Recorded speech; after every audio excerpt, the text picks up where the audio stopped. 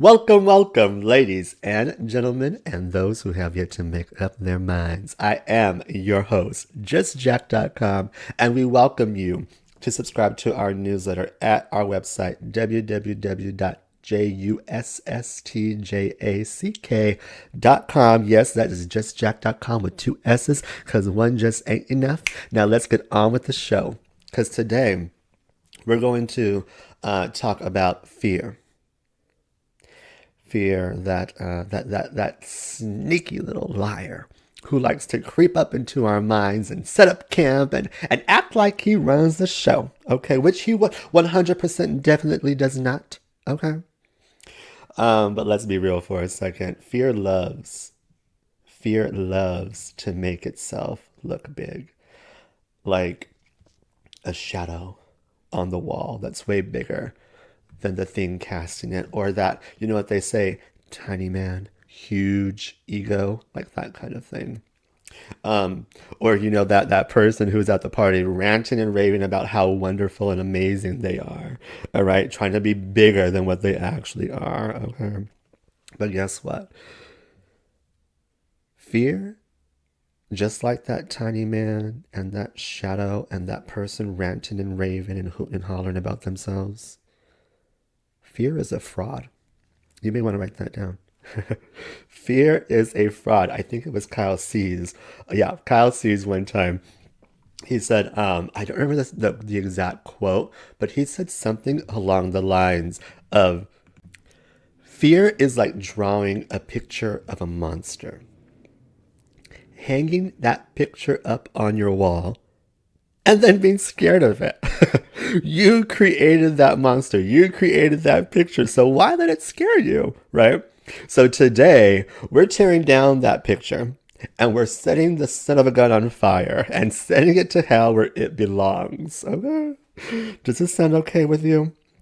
All right. Grab your water, your coffee, your tea, whatever keeps you zen, and let's dive in. Please forgive me. I'm just getting over being sick, so you might hear that frog in my throat or my sniffles. I hate to feed into sickness, but I am getting better and better every day, and I am. So bear with me if I hawk up a lung or hawk up something wicked. Just please forgive me. Oh, that's so unladylike. A lady's supposed to be seen, not heard. Just kidding. All right. First things first. Let's talk about what fear really is. Fear is false evidence appearing real. Write that down. FEAR. False evidence appearing real. Here's the thing. Fear feeds. It feeds on your belief. And we all have our own individual belief systems, right? So fear feeds on your belief. It shows up with all these, oh, what ifs and worst case scenarios, right? But it's all smoke and mirrors. It's all smoke and mirrors. Fear's job is to stop you from stepping into the unknown. Why? Because the unknown is where growth happens. And honey, fear hates growth. You mark my words. It's the fear. You know what? Fear is like one of those clingy exes who don't want to see you move on. And those clingy exes that don't want to see you thrive. They want to see you stagnant. No, no, no, no, no. No, no, no, no, no. Fear, we have no time for all that. Okay?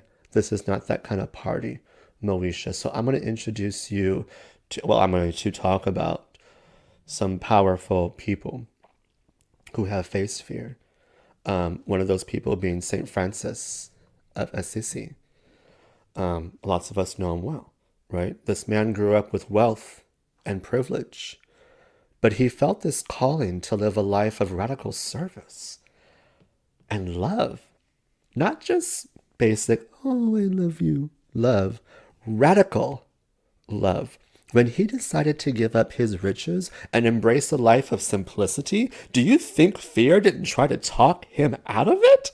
Of course it did. People thought he was cuckoo. His family disowned him. But St. Francis trusted in something bigger than fear. He trusted in his purpose. You may want to write that down. But St. Francis, because of him trusting in his purpose, his legacy is still inspiring people centuries later. Let's not forget one of his most famous prayers, the prayer of peace. What does it say? Lord, make me an instrument of your peace. That's powerful right there. Make me an instrument of your peace. Sahila, my friend Sahila, tells a story about, she shares this story about the gopis. And the gopis and the beautiful god Krishna. The gopis would always look at Krishna playing his flute, the beautiful blue god, and they would say, oh, to be that flute and to be kissed by the lips of Krishna every day, and to have his breath flowing through you as an instrument of peace. Wouldn't that be lovely to be kissed by God every single day? And to have that the very breath of God flowing through you daily. That's what Lord, make me an instrument of your peace means.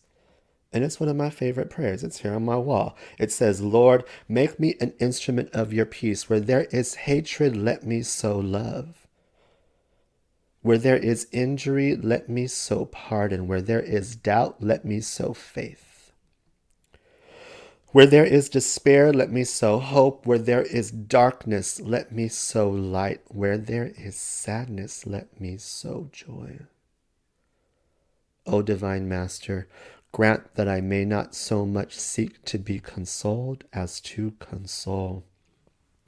That I may not so much seek to be understood, but to understand. That I may not so much seek to be loved, but to love. For it is in giving that we receive. It is in pardoning that we are pardoned. And it is in dying that we are born to everlasting life. I have this written on my wall. And it's a prayer I say often. But let me ask you this. What's your St. Francis moment? What's the thing fear is trying to keep you from because it knows how much it'll light you up? Write it down. Name it, because once you name it, you can claim it. Now that we called fear out for what it is, let's get into the nitty-gritty, dismantling those specific fears, you can call them. Let's start with the fear of failure. Ooh, now this one loves to hold people hostage, the fear of failure. But here's the truth. Failure isn't the opposite of success. It's part of the process. Remember when Oprah said, there is no such thing as failure. Failure is just life trying to move us in another direction. I love in her speech when she said, it doesn't matter how far you might rise. At some point, you're bound to stumble, because if you're constantly doing what we do, raising the bar, if you're constantly pushing yourself higher and higher, the law of averages and the myth of Icarus predicts that at some point you will fall. And what did Latrice Royale say about falling, right? That big, beautiful, chunky, yet funky, large and in charge drag queen said, it's okay to fall. Get up, look sickening, and let them eat it. It's okay to fall. It's okay to fall down. Get up. Get up. Let me ask you this.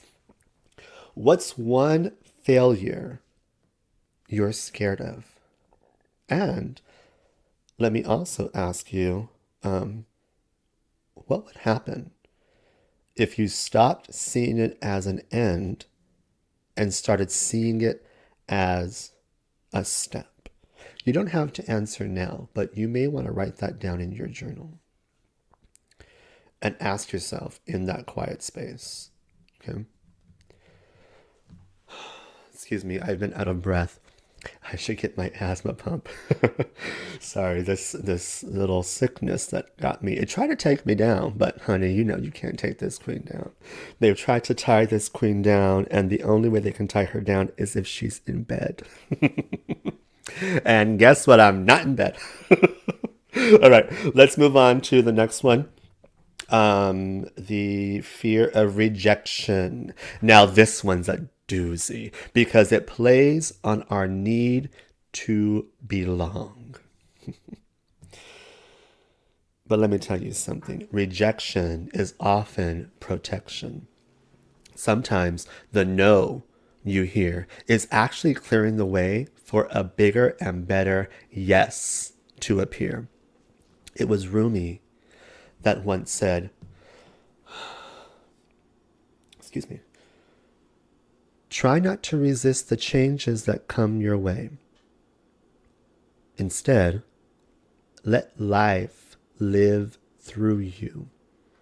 And don't worry that your life is turning upside down.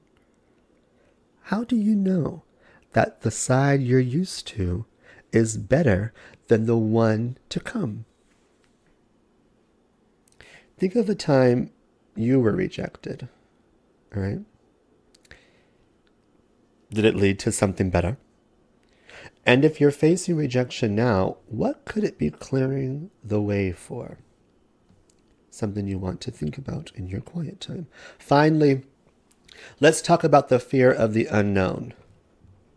Because the fear of the unknown, it loves to whisper, what if? What if I fail? What if he doesn't like me? What if I make a fool of myself? What if? Honey, let me tell you right now, if ifs and whats were rainbows and nuts, we'd all be having a Merry Christmas. So when fear whispers to me, what if? I politely answer back, what if it all works out? What you asking me what if for? What if it all works out? What if I fly?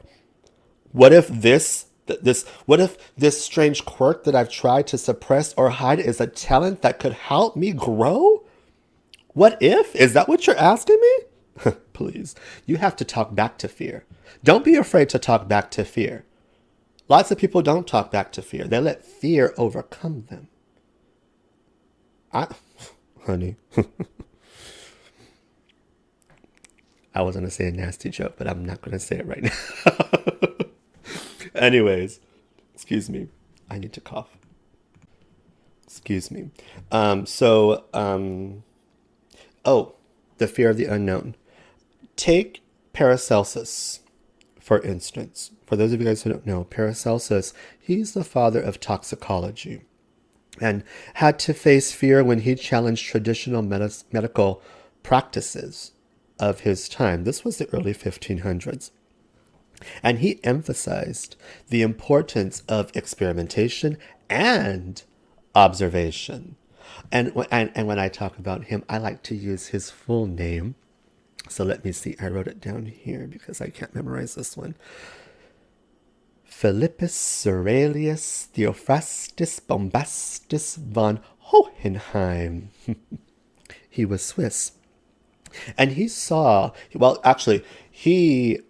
had a holistic worldview, which blended science and spirituality. He saw the human body as a microcosm, reflecting the macrocosm of the universe. And he believed healing required aligning the body with spiritual and natural forces.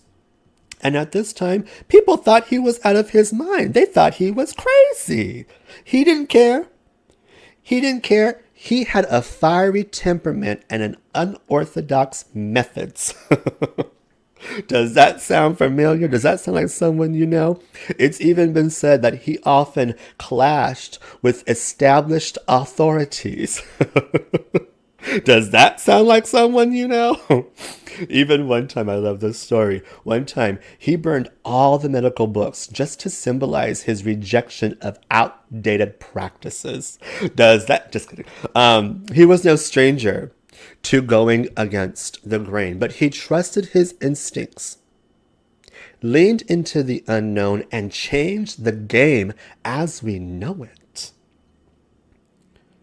So, what's one unknown you're facing right now? And what's one step you can take to embrace it instead of fearing it? All right. We've talked about fear, laughed at it, called it out. Now it's time to take action because fear hates action because fear thrives on paralysis. Let's get moving. Take out your notebooks and write this down because it's time to sign your freedom. And here's what you can write. I, your name, hereby declare that fear no longer has power over my decisions. Write down, I choose courage over comfort, growth over stagnation, and truth over the lies of fear. Write down, I am free to live boldly and fearlessly. Sign it, date it, frame it if you want to. Let this be your declaration of independence from fear. Now, another exercise you can do, create a 31-day fearless action checklist. Okay? And each day you'll do one small thing that pushes fear out of the way. For example, maybe on day 1, you can compliment a stranger. Day 5 or day 1, compliment a stranger. Dolly Parton says, if you see somebody without a smile, give them yours. So maybe if you see somebody without a smile, give them yours. You don't know. What did the Buddha say? One flame, one single flame can light 1,000,000 candles, right? On day 5, you can share an idea you've been keeping to yourself with someone that you look up to. Or day 15, try something new, like a new food or a new activity. Or on day 25, have that conversation you've been avoiding. And listen, you don't have to do all of them, all right? This isn't about perfection, it's about progress. So before we wrap up, let me just leave you with this. Fear will always try to show up, but it doesn't have to stay. You're in charge. When fear knocks, answer with courage. When it whispers, laugh and remind yourself it's not real, because here's the truth. You were made for more than fear. You were not given the spirit of fear, but the power of love and of sound mind. That's biblical. So I thank you for spending time with me today. I'm really proud of you for showing up for yourself and clicking on the link and taking time for yourself. And remember, you've got a whole community cheering you on. Now go out there and live beyond fear. You've got this. If there's anything I can do to help, especially with your business, just give me a shout. We've been working with lots of business owners, especially since we started doing these talks. So my door is always open. And if you are an online business owner and haven't taken any of our classes on our website, justcheck.com with 2 S's because one just ain't enough. Check them out. They're free. They're free. You know what I say? If it's free, it's for me. All right. I'm out of here. I will see you guys on the next tape. If you got a little blessing from this, reach out to me or just share it with somebody. Share it with your people. Just share it all over the place. Lots of love. Peace out. Bye, Felicia.